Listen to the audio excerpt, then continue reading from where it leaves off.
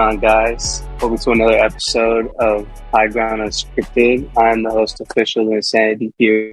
OG Bam, Cat, Spooky, and Jada Kid. How you guys doing today? Feeling pretty good. I feel like going rogue, man. I tried to go rogue earlier.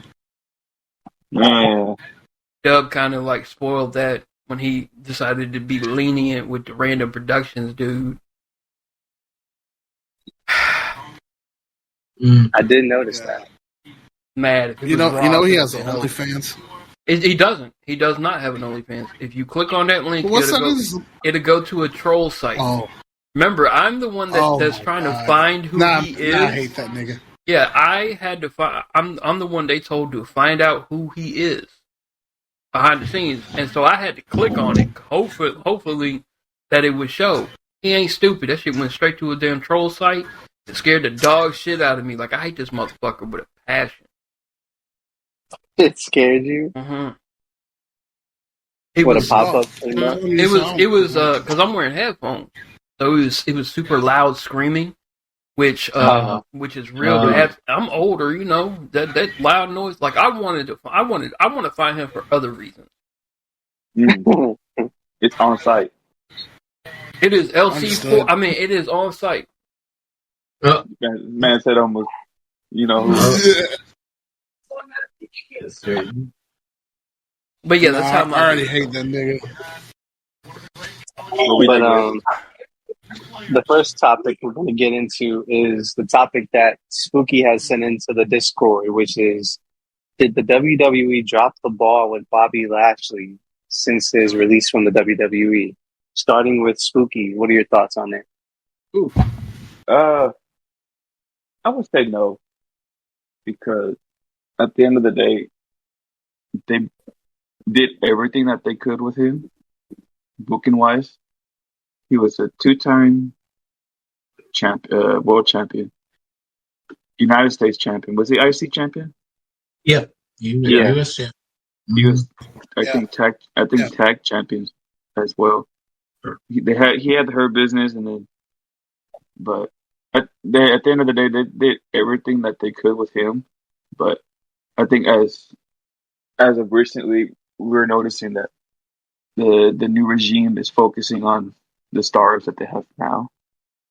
Like, they're focusing on building up these new storylines and the people that they're working with, and I think Bobby, in some type of way, thought that he should have been booked the same way, but I kind of have to disagree on that, though. But yeah, they did not drop the ball with him at the end of the day. Farewell to him. What about you, Kat? I don't think they dropped the ball with him. If it was like, you know, back in the day when he came back and y'all know he had Leo Rush as his manager, was the Intercontinental champion and whatnot, and also that thing with Lana during that time, then yeah, I would have said that. But no, they didn't drop the ball on him because they gave him a legit run with MVP in the Hurt Business with Shelton Benjamin and Cedric Alexander. Gave him a legit run with that, going forward with the Hurt Business, which I think that was great. He had a chance to be the world champion. And they made him look really dominant for the time that he was in there. Then when he did lose the belt eventually, they made him the United States champion, which he had gone on to have incredible matches with Seth Rollins and Austin Theory alike. I don't think they dropped the ball with him whatsoever. They even gave him a match in which Brock Lesnar, which he should have won that definitively, but that's neither here nor there. But either way, I don't think they dropped the ball on him. I think they accomplished everything that they needed with him. My only hope is that he will be a Hall of Famer at the end of the day for the WWE. That's my only thing. But other than that, yeah, I think he had a solid run, and I think, you know, I think he leaves the WWE with no regrets. Nice. What about you, Jay? So I'll be a little bit different here, but only a little bit. So as overall, when it comes to dropping the ball on Bobby Lashley, no. But as of recently, yes, but there was nothing really could be done about it just because of the amount of talent being brought in and the booking that's being pushed through. I mean, you could have plugged Bobby in there some way somehow, but I feel like the way he was booked before versus the way he should have booked now, somebody else had to be sacrificed here. And honestly, the way everything's going and booking wise and everything, like currently as of 2022 and 2023, it's been going pretty smoothly. Honestly, I mean, there's been some flips, there's been some turns here and there, but just booking wise, like everything's been going smoothly. Now that doesn't mean that Bobby, really wasn't dropped the ball overall. He was very much used all the way through 2023, I think, when they like you said, when they brought back the Hurt Business and had him as world champion. And I do remember when just as I came back to watching wrestling, that Bobby was going up against Brock Lesnar, and I kind of have flashbacks myself. But yeah, so it's kind of alright that Bobby sees that he wants his body to be pushed elsewhere, but it's not on bad terms, Like he literally did not everything, but a lot in WWE to make him a Hall of Famer, hands down. So nothing to be ashamed of as the terms to letting Bobby go. But he may be back one day, who knows? But he's had a good career, and it hasn't been like a big disappointment or letdown as other people may prescribe. Mm-hmm. What about you, Bam? Even from like Bobby Lashley's early career, if you watched around that time. I don't know who it is. Oh, okay.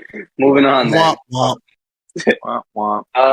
I don't think they dropped the ball with Bobby Lashley. I feel like he had a pretty good career as well. I also agree with what he said, how like when Vince was around, Vince treated him like a world champion, which is kind of true.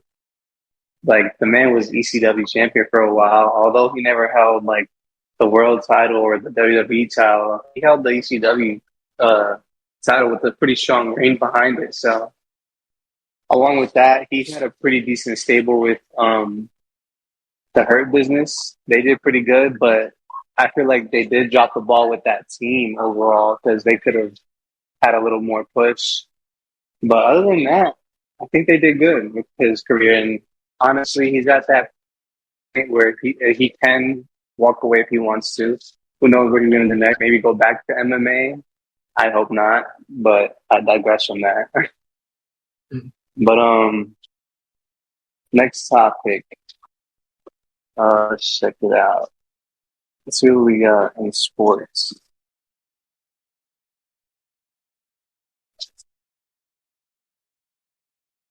Oh, actually, can we get everyone's reaction to Team USA winning the gold medal and also leading the Olympics with the most gold medals overall with 40 plus medals? Doesn't surprise me. We are the melting pot of the world, so I would expect the U.S. to be as great as they are, because we literally have everybody here. Like, we have Africa's nation. We have Africans here that would play for the United States. We have Chinese people who will play for the United States that are better than where they came from. So I would expect right.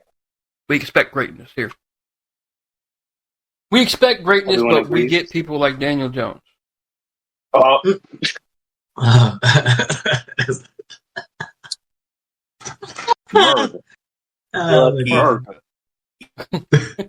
Such a low blow. Shots fired. I'll go after that. So in terms of Team USA, I was really going to ask you talk about the basketball team, track and field, whatsoever. But I guess I'll just go over all of it. Track and field for the USA did extremely well. did extremely well, except for like the I guess the 100 meter the 4x100 meter and hopefully they will get it right eventually at one point in time. But it's just they have never gotten it right. But other than that, in terms of them winning gold, in the track and field, they've done great. Basketball, it was a little bit of a tougher road this time around, especially against Serbia. Not to say that France didn't put up a fight in that last one, but yeah, it was definitely in question if we would win the gold. But we did end up winning the gold for the men and the women. That's why everyone is doing the night now with Steph, because Steph Curry came through for us to win that gold in the last one. Hit, and y'all know what shot I'm talking about, the incredible shot in which he shot over two people and sent France to the second podium and to gain silver. So yeah, I think USA did what they were supposed to do. They tied. They could have, in all honesty, they could have actually been the leaders, if not for a couple of miscues here and there. But they tied with China for 40 gold medals. There's nothing to be ashamed of with that. Everyone did their part. There were some fantastic moments from the USA, particularly, like I said, some my favorite moments are going to be in the track and field, along with the Steph Curry shot. But yeah, yeah, they did a great job. I am, proud of all those people that came into it, and we'll be looking forward to 2028 Olympics in Los Angeles, here in the home country. So yeah, The motherland. I still enjoyed archery. Yeah. The archery between Mexico and China was fabulous. Yes, I agree. Yeah. So just on the Olympic side of things overall, it was a pretty fun, great Olympics. A lot of the events were done like either early in the morning to like early in the afternoon, at least most of American time, because it was in Paris. But that's okay because we had replays. But just real quick, just piggyback on what Kat said about the track and field. I feel like it started out a little bit slow at first, but then after the second week, it all kicked back up. And I think to me, it felt like, and there were some other events that I've seen where people want to go like shot put and such, but I felt like the whole track and field scene kind of kicked up a little bit more after Noah Lyles won by 5 thousandths of a second. And that was probably one of the closest and most interesting races. I say one of, because there was another one I liked, but that was probably one of the most closest and interesting races of the track and field Olympics right there. Mm-hmm. And I honestly, I think I didn't find out till this Olympics that it's decided by the torso, not what body part crossed the line first. That's crazy, but I see how it's happened. But anywho, there was some other events. I think swimming was a little bit lacking like it used to. I mean, Michael Phelps is long gone, and I think Kayla Decky's about basically done everything she could do. So didn't really expect much of there. But to the basketball side of things, like Bam said, yes, we are the melting pot. But I also believe other countries, specific countries that have really good NBA players, which is more than it used to be, are catching up. I wasn't saying that just for like the basketball, the overall Olympics of the United States. Since we have every race here, we have most of the greats here. Absolutely, but yeah, like you said, all the greatest races in every country. I mean, from every sport, participate from every country because they come here because we're the dominant. But with the basketball side of things, it was definitely a lot closer than the last few Olympics. But I will say it was a lot more interesting. It was a lot more eyes glued to the TV type shit. With the knockout rounds, like going to Serbia, going to France, I feel like the final with France was so fitting just because of how we came into like 2023 with Wembanyama being shown, being presented to the world, and seeing how many other French athletes came through the NBA. It's like they were really edging on to get that gold this year in Paris, and it was really an away game for not just for the U.S. for everybody. That literally felt like a road game, like a road basketball game on college where everybody's cheering against you. But I love it. It was fun, and I mean we've already solidified Curry as the greatest shooter of all time, but I think we could solidify him now as the legendary shooter of all time. Because really at this point, hating on Curry after that is unpatriotic. I don't care what you say. And me coming from a LeBron fan that wanted to beat the Warriors every 2017, 2018, 2019, every year we played the Warriors, Curry's him. And I can definitely acknowledge that and appreciate that I actually lived in this lifetime where I was able to see Steph Curry do his thing. So congratulations to the U.S. on the gold, and congratulations to France and Serbia on medaling as well. Like getting by Joker isn't as easy as a cakewalk as you think as people thought it was. You know. That bro is literally the greatest center in the world right now. So that's all I'm saying about that. I like that you guys expressed how you felt about the Olympics, especially like not only our country but other countries as well. But speaking on that as well, the one thing I didn't like was for the first time we got breaking on the Olympics, aka breakdance. Oh my god! I'm glad you said that. Team USA won, but the main thing that everyone's talking about is the poor performances from other people and how some people like weren't representing their country the right way. Basically, like they had the wrong people representing their country, and that's not even the main focus of it. So, what do you guys feel about breaking being in the Olympics for the first time and the overall results and the controversy going on afterwards? Real quick, stompy yard on the Olympic side now. This is the first time we've had breakdancing, and it will be the last time we'll have breakdancing. There you go, Jay. No, I'm actually dead ass. Not because of how bad everything was, because boys, most of the performance was bad. They just literally decided, nah, we dropping this, and then let it go. But as you can see, I actually saw a little bit of the breakdancing, and funny enough, I had turned to the channel. I had turned on it specifically when I think U.S. was going against Australia, and U.S. was moving and everything, dancing. I was like, okay. And then I look up and Australia's going. I'm like, what in the hell is she doing? like the whole time, I didn't even know it was going to get that big until like a couple of days later when it hit the internet. Now, girls all over the internet. I mean, unfortunate, but like, you know, and breakdancing could be used properly as a type of competition because you have synchronized swimming, rhythmic gymnastics with ribbons and shit.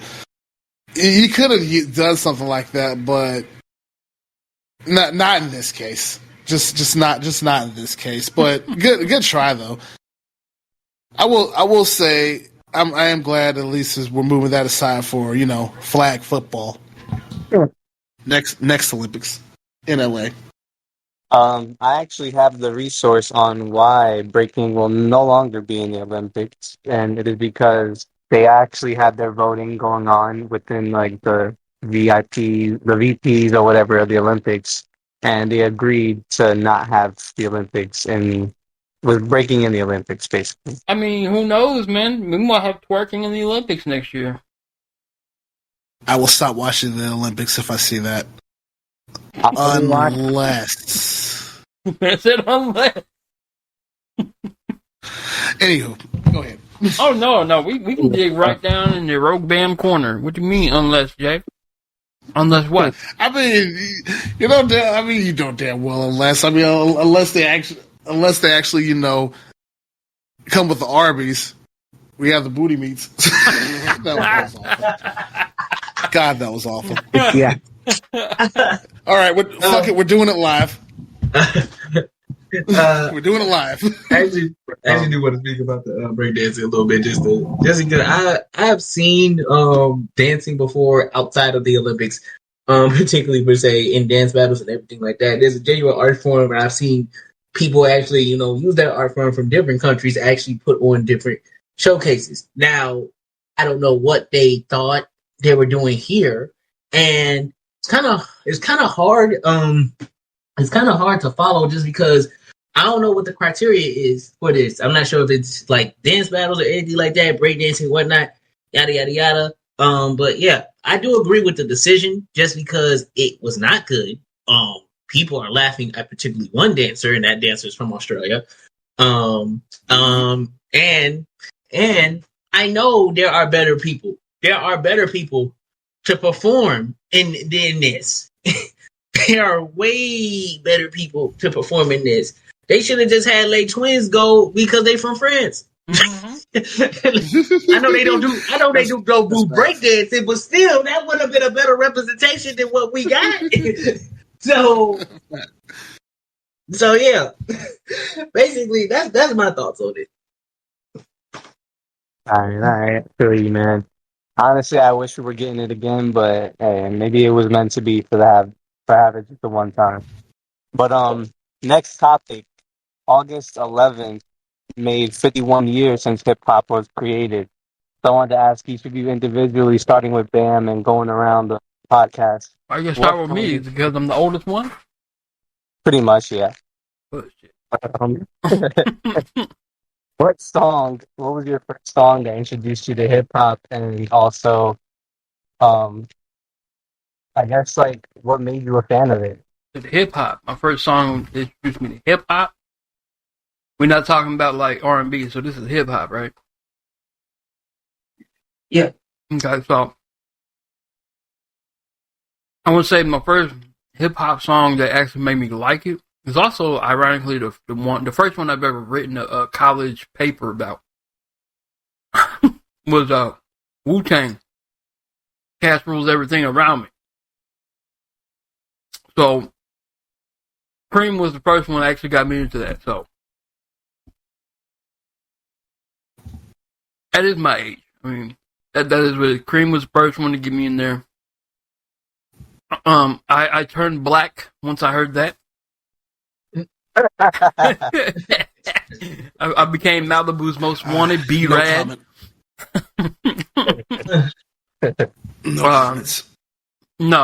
Ended up being decent. I wasn't looking for anything in particular. I wasn't like caring about what East Coast, West Coast sounds. I cannot tell you the difference. I can tell you the difference between East Coast and West Coast. I cannot tell you the difference between Chicago and Houston music at all. But later on, my favorites, I did at least get some favorites out of it. Favorite city to hear hip hop music from is Atlanta. It's always going to be Atlanta. T.I., Ludacris, them people. The good people. Outkast, what have you. But, yeah. That's my shit. I feel old. I want to go cuddle myself. What about you, Kat? So yeah, at the time when I was listening to hip hop, I think the first songs I really do remember are the Nelly Hot in Here. That was like the one thing, and I think Mystical. For those that do remember Mystical, Danger. Wait, that was your first one? Of course, nigga. Yeah. Yeah. You see I'm black, bro? Wait.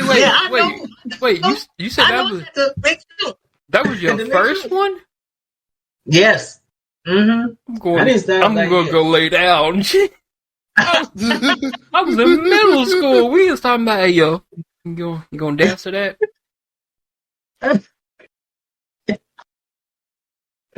But yeah, that was about like my first song that introduced me into hip hop. I would always like rap it in the car every time when I was like little, rap it in the car. Now I've kind of been able to go back into history, listen to some songs that I haven't been able to listen, that I wasn't able to listen to at the time. and then kind of get more understanding of hip hop as a whole.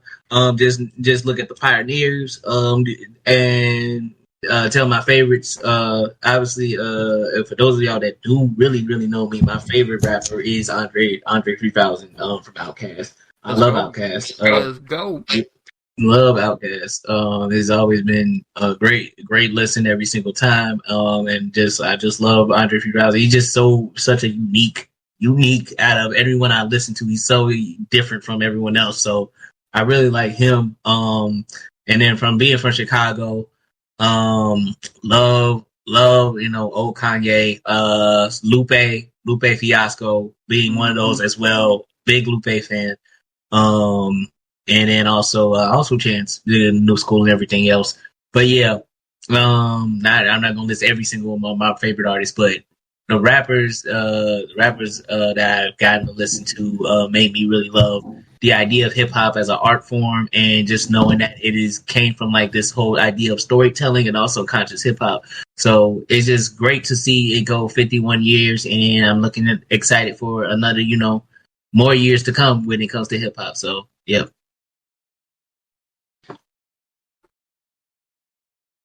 What about like what made you like connect and fall in love with the genre overall? What made me fall in love with the genre? Because because the funny thing is, I'll be completely honest, like those might be my first songs, but I was just like, I was more of an R&B head than usual. It wasn't until like I got to high school that I understood there was more to it than just the like ass shaking and whatnot. Because I hear it every time. I was just like, okay, what else y'all got? And then to actually hear storytelling in hip hop, I think it was like Kendrick. It was just realize that made me realize, like, okay, there's storytelling in hip hop. But then I go back, there's actually more storytelling in hip hop. I listen to Nas, his Illmatic album, classic album, one of my favorite albums ever. So that one of my favorite albums, and so like that, I got to listen to that, got to listen to storytelling, got to listen to the art form as itself.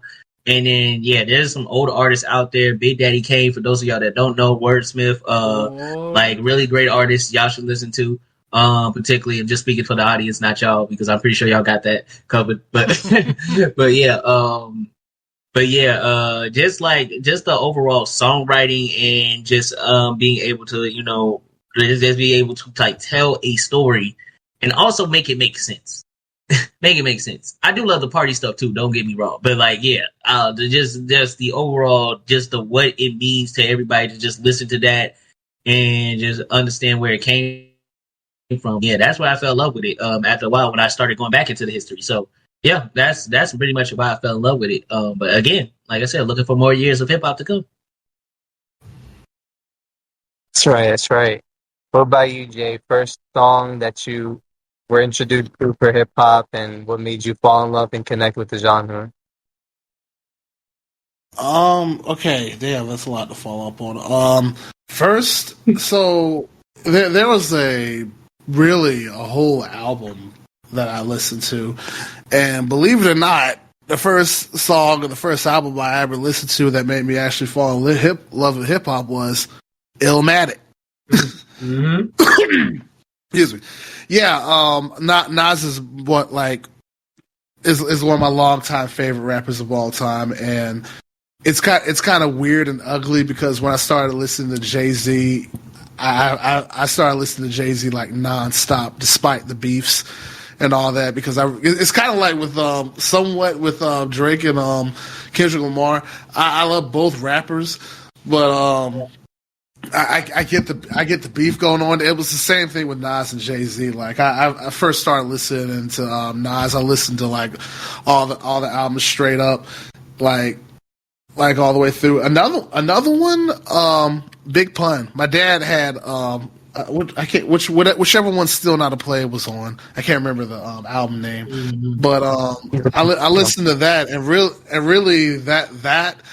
And Nas is kind of what made me fall in love with hip hop and actually branch out to see other stuff. And then as soon as my dad picked up on that, he started introducing me to to stuff he used to listen to: Run DMC, Curtis Blow, Wu Tang.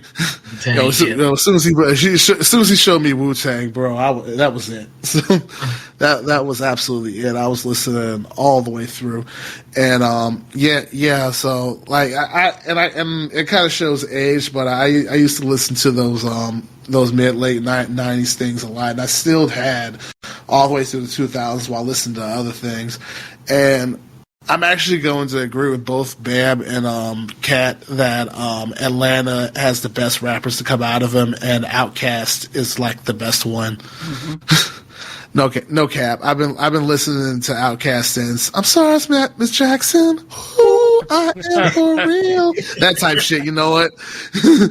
Yeah, I've been listening to Outkast for a long time. Shoot, you don't make me go into roses. Anywho, But yeah, that's the one thing that's what I've been carrying over. You know, those late '90s type stuff. That's what really made me carry over through hip hop. And before I end this, just real quick, Kat, you and me might be best friends because Lupe Fiasco was all I listened to in high school. Yeah. Mm-hmm. Yeah. Like coolest food and liquor. Right. Lasers actually came out in college, but I bumped that so much. Like Lupe is probably one of those underrated ones that no one really heard, that no one really talks about like that anymore. But his late 2000s work just spot on, unmatched. Right. Mm-hmm. One of those Chicago rappers that I actually appreciate the most, outside of Kanye, by the way. No. Before you get to Spooky and your stuff, Lynn. Next Saturday. What is next Saturday? Okay, so it's not a day that we're doing anything on. Cool. So next Saturday we just instead of podcast, we probably gonna have an hour of chilling to some old school music. And we'll put together a little playlist of what we want people to hear, what we want to hear. It's probably gonna go up on Patreon, but it sounds interesting to do that because you know they keep bringing up Lupe, some Kick Pushes might be on there, and some old school shit, and some Nappy Roots might be on there, and some old school 3-6 might be on there, and definitely Nas and Big Pun, like Jay said. Yeah. Facts. But and I like Kick Push, but Daydream was my favorite song. It'd be Streets for me. Whatever. What, Spooky? I think Spooky had said there wasn't really a song that got me into hip hop, but the whole genre itself had me listening to it every now and then with a few bangers on the playlist. For me, so I'm a 2000s baby. I was born in 2001, so I didn't really get to deep dive into the roots of hip hop just yet, but I did get to listen to Big Daddy Kane, Leaders of the New School, and LL Cool J, of course, legend, Jay-Z, Nas, so on and so forth. I'm pretty tapped in with 90s hip hop by now that I'm a little older. But mainly 2000s I was mostly tapped in with, so huge Eminem fan, 50 Cent, Jay-Z, Lil Wayne, Terror Squad, the whole entire Rockefeller, Kanye, etc. And what made me fall in love with the culture was this, like Kat said, the storytelling. Like, it's crazy how these people had the ability to just tell these stories that they experienced, or put a little twist in it, add some lies in it, and just like the audience can connect to it because maybe they related to it in some shape or form. And like, it's even cooler to hear, like, you know, someone overcame that obstacle that you're currently going through, so it gives you the mindset they went through that shit and they're in that status of life, then I could do the same thing, you know. So that's the main thing that like got me falling in love with hip hop. I can't even fuck with you. I don't know if you had a whole another topic after this, but I'm vibing with this topic. I ain't gonna. Y'all just got me remembering how we used to put together burnt CDs of motherfucking T.I. and Busta Rhymes and Break Your Neck. Man, I bought Break Your Neck in school for $5 the first time it came out. I remember LimeWire. My cousin used to burn a bunch of CDs for me with like exclusive DJ Clue mixtape stuff that I didn't even have to go buy. He could just get it from me. We had the first time I had seen the uncut version of Tip Drill was on VHS. Like it was so hard as a kid. There was no Google. There was no YouTube when Tip Drill came out. Motherfucking friends had got my friend had his dad found Tip Drill and was able to burn it or record it to a VHS, and he was like, "Man, you want to see some titties?" Like, oh, yeah, I do. I first saw Tip Drill on CD, actually. Oh man, so VHS. I mean, it could have been on VHS the way I saw it. Yeah, man, whole vibe. Sorry, Lynn, go ahead.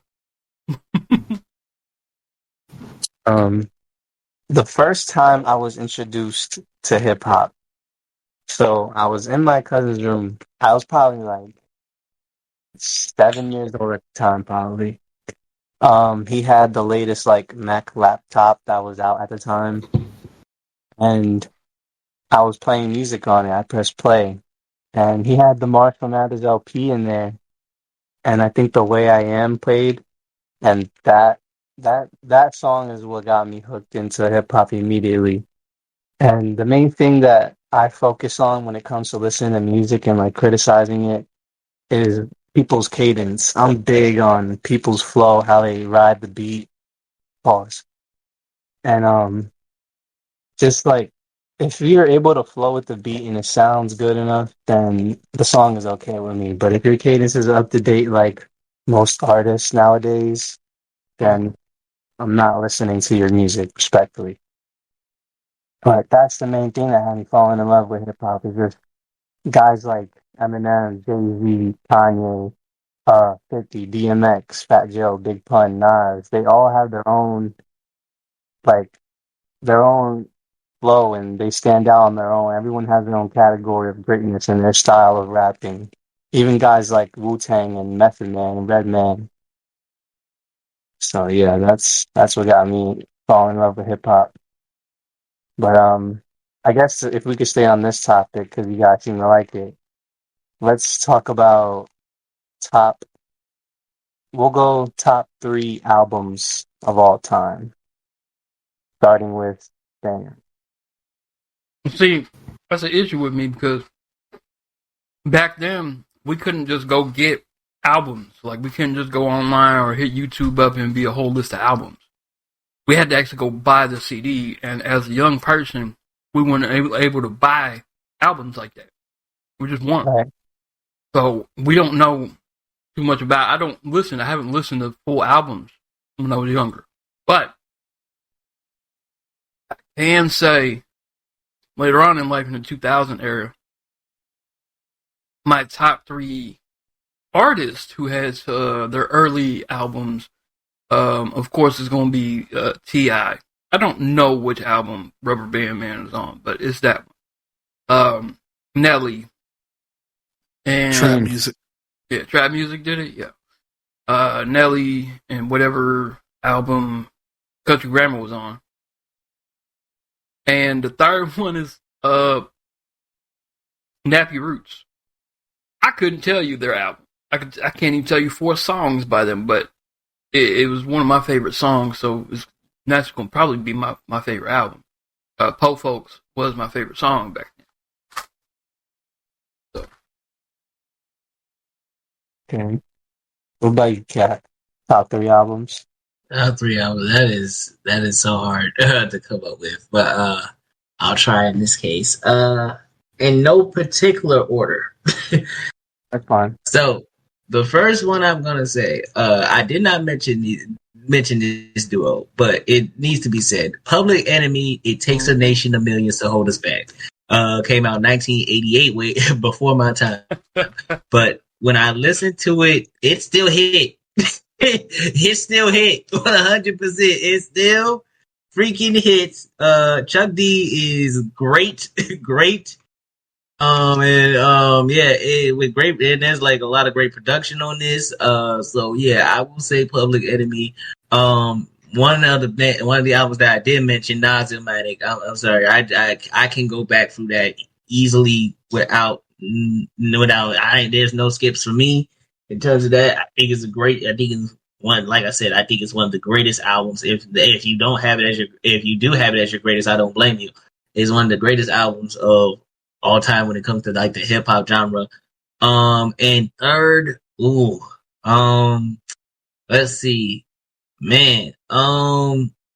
You know what? I'm gonna just put my favorite Outkast album in this case, which is AT. I think it's AT Aliens. I'm not sure, but I'm pretty sure that's the name of the album, but I could be wrong.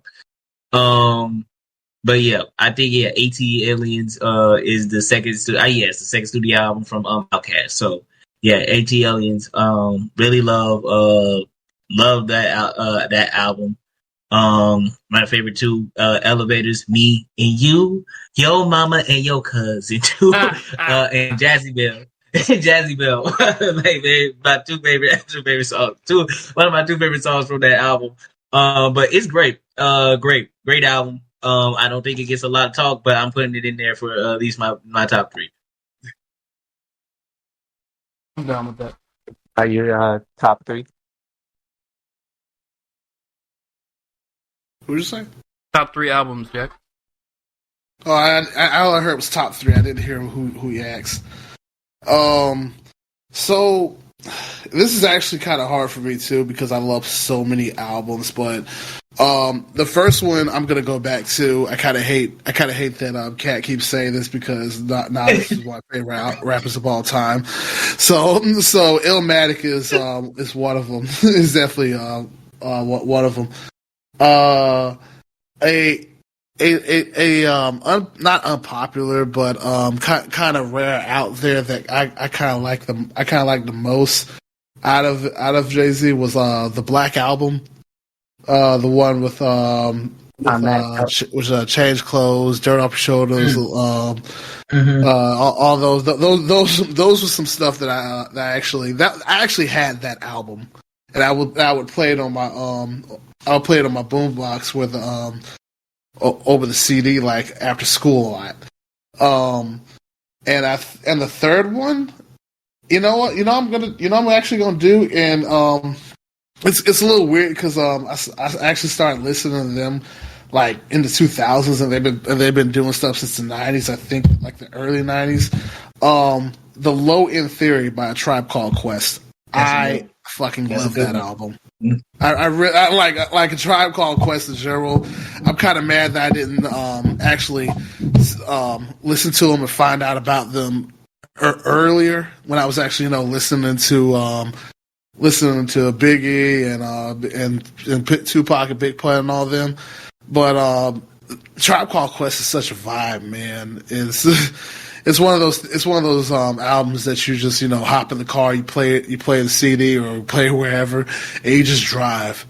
It's just one of those good vibes. This is one of those good vibes that just has you like lost in your world. This is one of those beautiful things. But those are my probably my three top albums that I can think of right now. I have a lot more that's up there that could compete for them, but just off the top of my head, those are my favorite albums. I'm not mad at that list at all, especially Black Album and you shouting out Tribe Called Quest caught me off guard for sure. Q-Tip too. Q-Tip is very underrated. Oh yeah. RP 5. For sure. And top 5 rapper / producer as well. People don't remember that. Right. What are your top three of all time, Lynn? Because I have another follow-up question for the group afterwards. Okay. My top 3. Get Rich or Die Trying. Not in this order as well. Get Rich or Die Trying, 50 Cent. Very high debut. It is. Number 2. I'm gonna have to go with "Ready to Die" by Biggie. Oh, okay. Mm-hmm. Fucks with.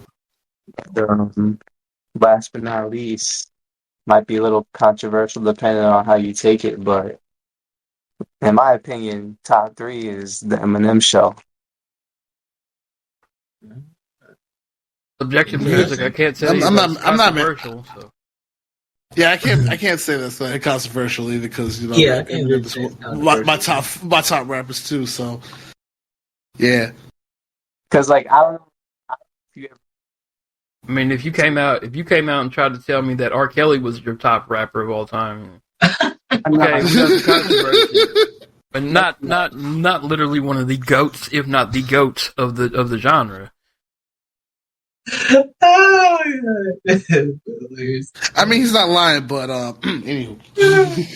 All right, look, Spooky is going to either write it down or Google it to find out what the albums are. But I don't know if here's a tough one, Lynn. Yeah, Have you listened to a lot of Outkast songs? I have. Okay, good. I hope the two old school fellas know where this question is about to go. What is your top favorite Outkast song? Yeah. And why? I got you. So my number one Outkast song is Rosa Parks, in my opinion. And why? The production. Well, I'm gonna be honest with you, I'm stuck between two. And the second one is a hidden gem that you guys may or may not know.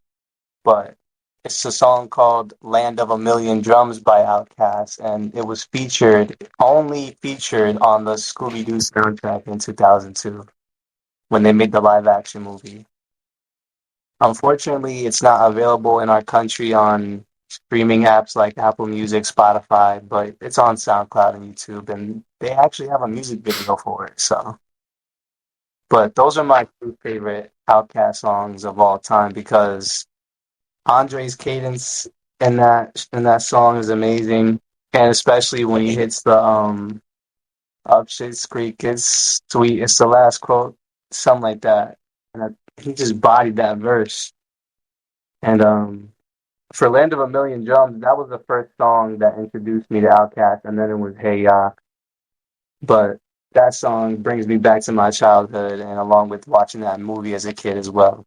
So those are my favorite Outkast songs. Okay. I'll go next real quick. I'll go next. So one of them, and I'm kind of mad. And this is really my favorite one. I'm kind of mad that Lynn already said this was Rosa Parks, one of the very first ones. I've actually jammed to when it's always been a classic. And you heard me mention it before, Roses. Just because of there's really a story behind Roses, and like y'all said earlier, I like hip hop is the storytelling in hip hop was what got me into hip hop in general, and a lot of Outkast is a lot of what Outkast put out was a lot of storytelling and a lot of such like that, and another one I want to say so fresh, so clean. That one. Yeah, so fresh, so clean. That's like a more of a slow vibe that one of those like drive in the car vibe type shit. That one. Yeah, it was like that. It was basically like that to me. One of those slow vibes that you could just work out with or just stroll with. Yeah. Those were my three favorite songs. So fresh, so clean. Which ones did I say? Roses and Rosa Parks. Yeah. But you Okay. Alrighty. Favorite Outkast song. I had plenty of time to think about this, but not in no particular order again, but particularly you need to get up and get a job and do something. You know that song. Get up and get out. Get up, get out. that is off of the first album. First album with my boy CeeLo Green from Goody Mob, man. You need to get up, get out, and get something. Boy, that hook go crazy. that chorus, crazy. Love the message behind it. Love the message behind it, which is about, the dangers of not doing, not getting everything that you want out of one's life. So I love the message behind it. One of my favorite songs from the first album. I did mention this before, but Jazzy Bell, love that song. Love that song. Like I said, one of my favorite songs from AT Aliens. So I will go and put that one in. I could put a lot of other songs in this place for the at least the third one. I could have put Miss Jackson, anything like that. But I'm gonna put and the whole world that song with Killer Mike. Boy, I was not gonna leave. I was like, if no one mentions it, I'm gonna mention it because that's a great song. I love it with Big Boy Big Boy, Andre, Killer Mike, great song. It doesn't get talked about a lot, but I love the production. I love the verses. It's great. Hell yeah. I mean, whenever I'm going to get to making a HGU Spotify so we can add only songs like pre-2008, like old school shit so we can do this episode. But my favorite songs, I wouldn't even think to add that in the whole word. I like that shit, but it's easy. I mean, I liked Bombs Over Baghdad, but when I was younger, I equated a lot of music to what I was doing or what I was playing. Like, don't judge me or nothing, but when I was a kid, I was playing games on N64 called Top Gear, and I remember I could tell you the album, one of the Backstreet Boys albums, I was listening to constantly while playing that game, so I equated with that game. CeeLo Green, Fuck You is my favorite song when we talk about me living in a different state. I lived in Washington State when that came out. When it comes to anything to do with Atlanta, it's during my hood times. It's when I was robbing, moving weight, blah, blah, blah. We're going to keep it stepping, not worry about what I did or didn't do when I was younger. But I was listening to a lot, and the two songs that got me through that time from Outkast alone would be Miss Jackson and So Fresh, So Clean. Simply because their cadences, the way that they had decided to approach the beats, were so new at the time. It was new at the time how Big Boy, because Andre came in there, he would do his thing. Big Boy would come in there, be faster, but he would try to fit these huge paragraphs into this one little 16 bar area, and it fits. So those are my two favorite. Miss Jackson had one of the best melodic beats of the time. And the sustenance that was laid down on the track is better. Like, I hear a lot of people today that are like, but the beat on this song, even if the sustenance isn't that great, the beat, man, Miss Jackson had both. Sustenance and beat. Mm-hmm. Shit was fire. Yep. So Fresh, So Clean. Like Jay said, this shit was a banger in the car. Homies would listen to this shit where we go out and cruise on the weekend because we didn't have motherfucking iTunes back then. We couldn't just sit at home, be on Discord and shit. We had to go out still. Yep. We had to touch grass, as like everybody likes to tell me. Bitch, I did that. I don't need to do it more. Talk about it. We was the ones outside. All the time. All the time. So that was a good way to wrap this up. Next week is a music episode only. I'm down with that. Yep. Hosted by Old Ass Bam. No OG Bam, Old Ass Bam.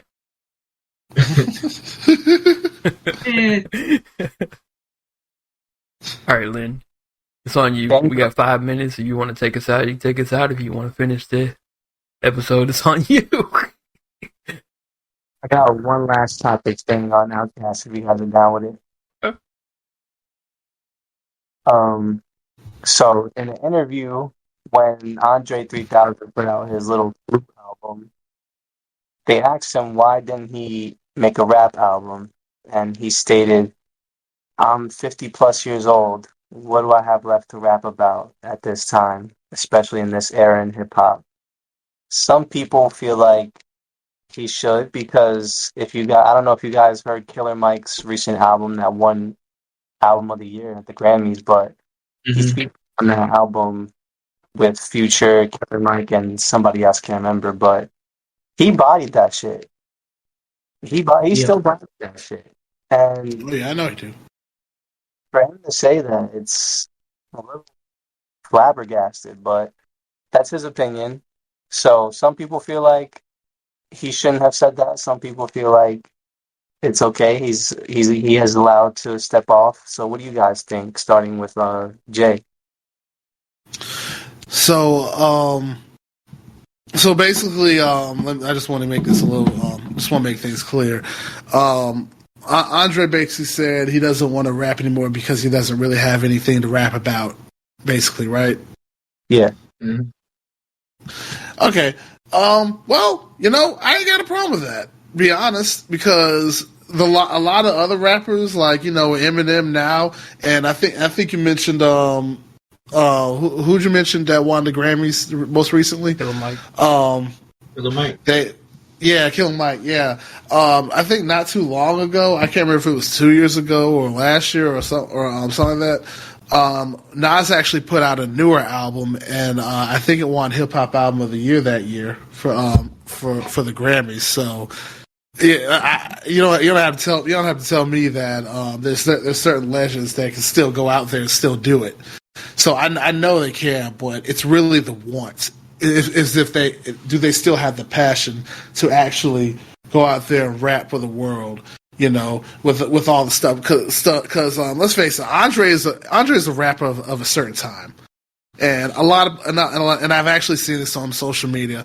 A lot of newer people to music won't really get what Andre was throwing out because they didn't grow up through it. They didn't grow up around it. So he kind of sees it as a way that if I bring back my style to this new age rap where there's a different style and different beats and all this stuff, he doesn't personally believe it'll work for him to put out for there. And as a person who likes to perfect their artwork, you don't want to put out stuff that you're not satisfied with, And that's why I feel like he feels, and that's okay. I would love to see him keep going. I would love to see him put out one more album or whatnot, but I don't want it if he himself doesn't want it. I don't want to listen to somebody who didn't think that they did their best. I want them to actually put their passion into the work for me to enjoy things. Because Andre and Outkast, they all put, like, every album I've listened to, they put their passion, their life into all that, like, to the storytelling and all that. That's why I love him so much. But if he don't believe he can do that no more, then I'm okay with him stepping away. But he will always be in the Hip Hop Hall of Fame. Mm-hmm.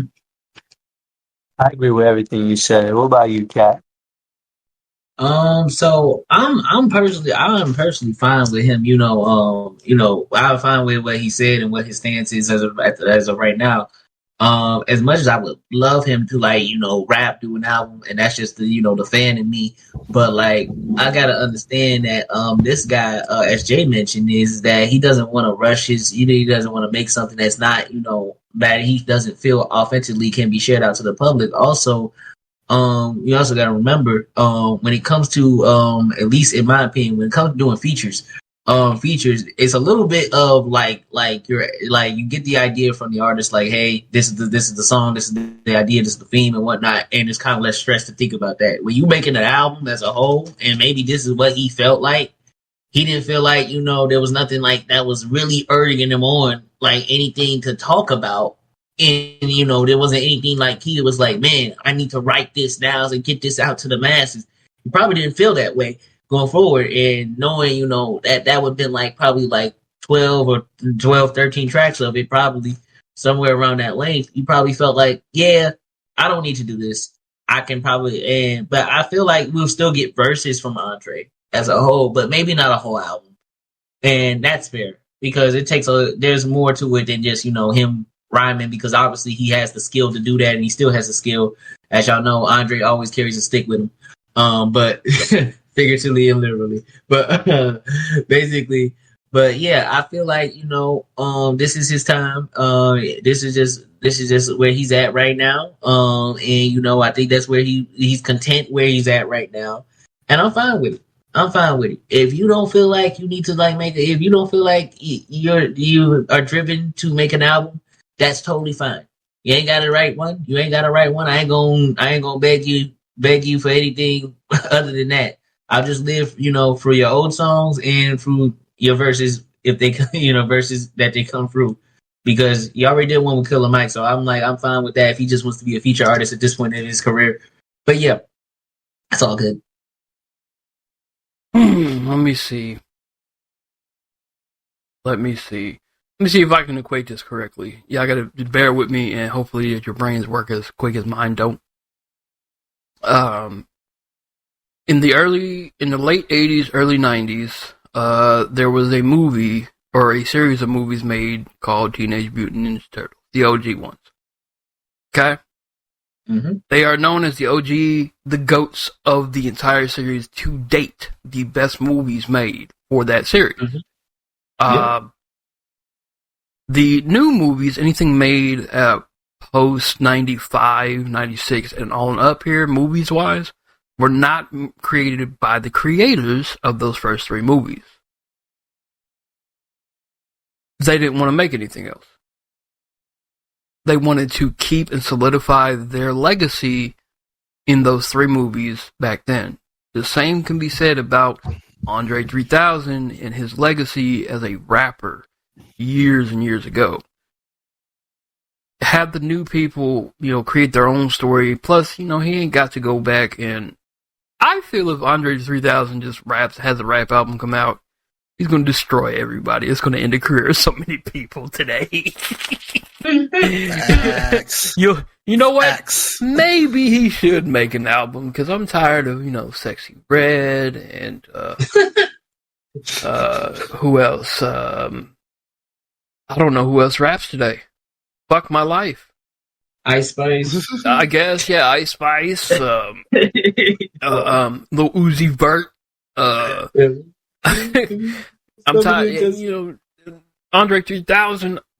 If there was a Madden Ultimate team of rappers and there was 9 or 10 of the rappers here today and Andre 3000, I'm running that entire offense with Andre. Nobody else. Oh yeah, he's a quarterback. He's quarterback and everything else. So I don't think telling him he has to do something though. I mean, it's his music. He told his story. Leave his story in the past. That's where he wants it. He wants his art to be from his time period. Mm-hmm. Agreed. I honestly agree. I feel like for him, it's okay that he can just leave what he did in the past and not want to do better or stay with the now or anything like that. Just do what he wants to do, be versatile with himself as an artist. Now he's putting out instrumental flute albums and even going on tour performing his flute albums. So he's doing whatever feels good for his soul. And like you guys said, regardless of what he does, he's forever going to be in the Hip Hop Hall of Fame because of the shit that he did in the 90s and 2000s. It's untouchable. And honestly, I'm okay with him also not putting out music and just being a feature artist because regardless, the nigga can still do his thing. Mm-hmm.